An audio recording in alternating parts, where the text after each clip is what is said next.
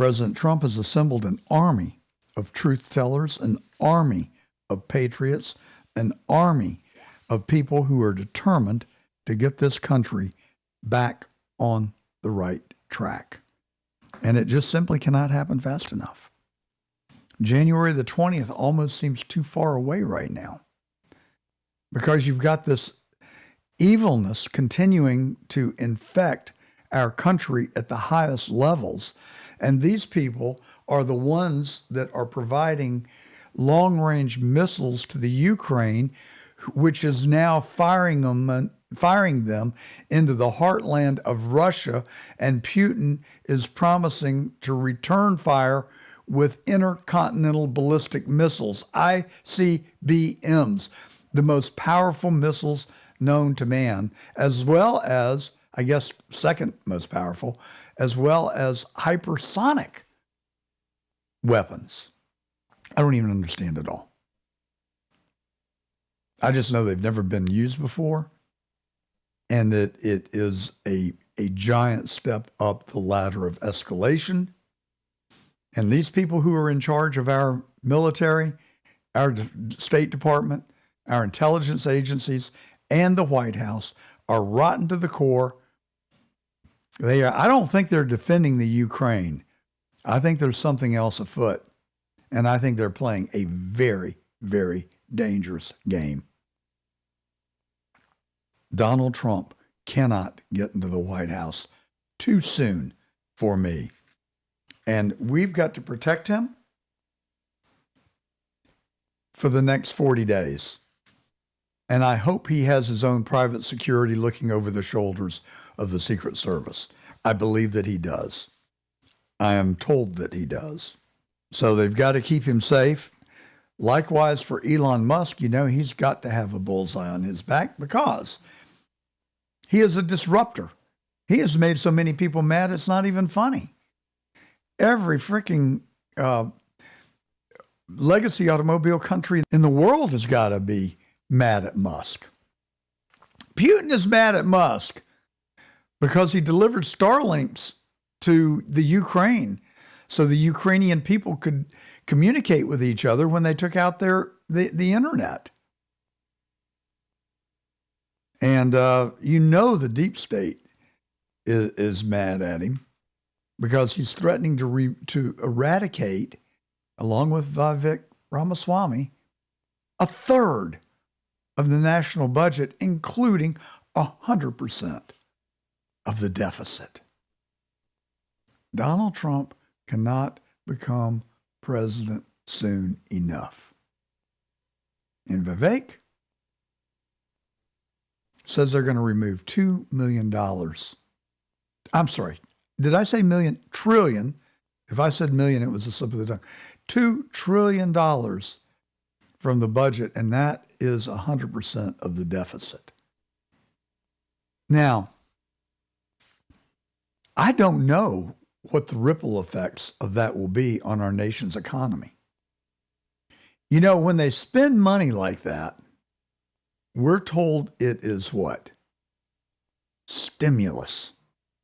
So I don't know whether to believe it or not. What happens if you suck $2 trillion out of our national economy? What does that do to the economy? I don't know. Somebody who knows economics better than I do needs to call us up at 804-778-8888 and tell us what the effect of that is. Now, that is of the borrowing that is being done. I'm sure that is going to reduce inflation to zero. The question is it going to cause deflation, recession? I think it's a high wire act, frankly. And I don't know whether you can just take out $2 trillion on day one without causing unintended consequences. But people smarter than I am are running those numbers right now. And they're not doing it on a spreadsheet. They're doing it on a supercomputer. And they've got the best brains of the country that are working on it. But what I do know is that if they can reduce government spending, I'm not talking about deficit now. I'm talking about actually reduce spending that will return money to the taxpayers in the form of reduced taxes, which Trump is promising us, coupled with reduced regulation. I know what that's going to do to the economy.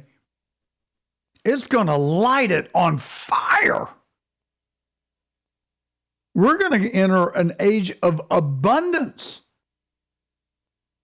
where we will truly be the most prosperous people in the history of mankind. Now that's exciting. Who doesn't want prosperity? Who doesn't want free speech?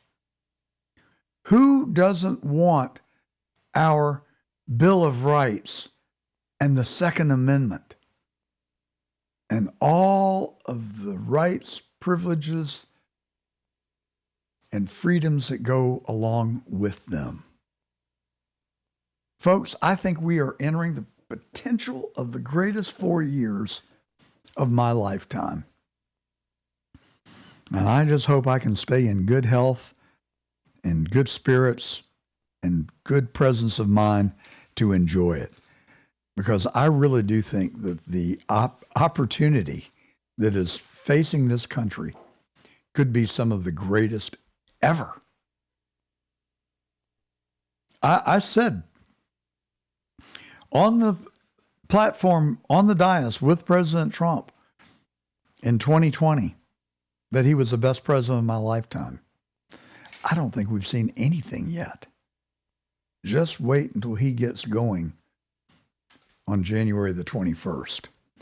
One of the first things that he needs to do, and he says he hasn't given us the specifics. I think he said we're looking at it. And in Trump speak, that means we're getting ready. Release the January 6th political prisoners. It is long overdue.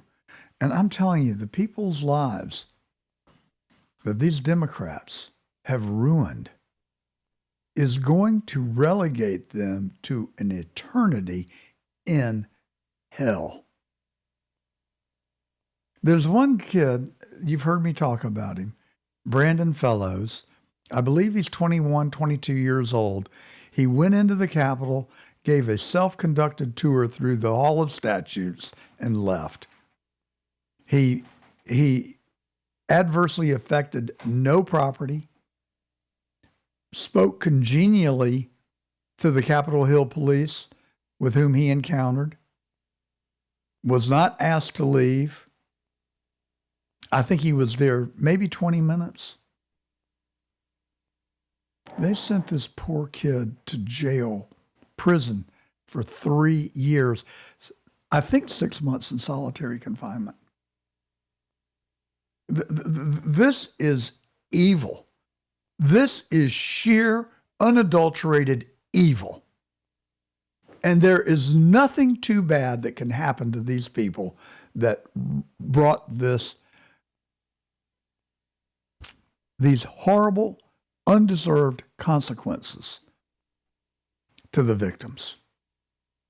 Treason is an appropriate finding if the evidence supports my theory of the case. I believe it was all orchestrated to stop Donald Trump from becoming president because they want power and they are greedy and they want to be able to continue to engage in insider trading and to make their ill-begotten gains at the expense of other victims. Because that's what you create. When you engage in insider trading, you are gaining at the expense of the seller. Because you have knowledge that they don't have. If they had the same knowledge that you had, then they wouldn't sell. Or they would sell. One or the other. It depends on what the information is. Like when all those members of the Senate and Congress sold their stocks just prior to the announcement of the COVID virus. so many of them did that and got caught. And then they denied it. Oh, no, my stocks are in a blind trust. I had no knowledge beforehand. Yeah, right. So, I'm conflicted on what the remedy for that is. Truthfully, I think we treat our leaders horribly. We mistreat them badly, i.e. Donald Trump, and I can think of others like Richard Nixon, John Kennedy, John Fitzgerald Kennedy, that is. And, and this is going to be hard for a lot of people, perhaps, I don't know. But I think we pay them horribly. I can't remember what a congressman makes. I think it's $220 a year. Governor of Georgia makes $250 a year, I think. I think the president only makes $350, something like that. Anthony Fauci, now, he had a pretty good income. He was the highest person in federal government before he retired and is now being chauffeured by his security detail, at your expense, by the way. But, in these days and times, you can't live in Washington, D.C. with any decent standard of living on $225,000 a year. The travel back and forth, some of that may be paid for by the government, I'm not sure. But living, food, getting around, you're not going to get rich serving in the United States Congress. I am told that several congressmen room with other congressmen so they can share the expenses. So, you can make the argument, you can make one of two arguments, actually. One argument is that you end up getting exactly what you pay for, and you end up with a lot of incompetence.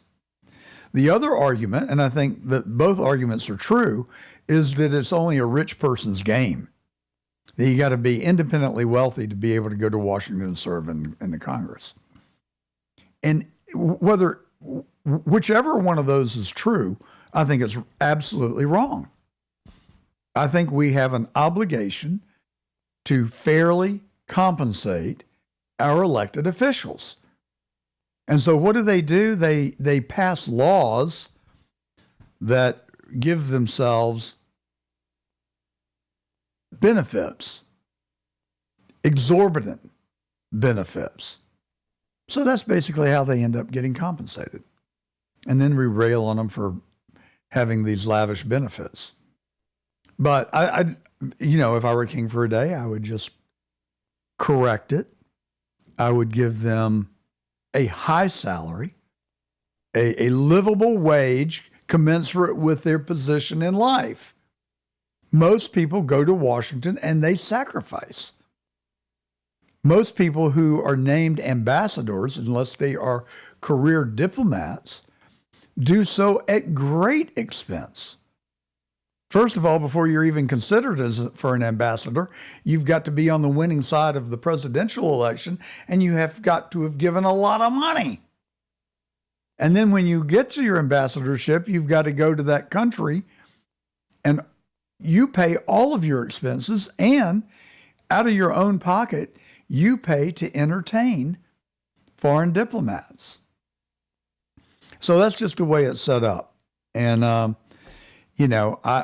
don't like that because it excludes people that don't have the money to make huge donations to political campaigns, who may be really smart and really patriotic and really capable of fairly representing our country.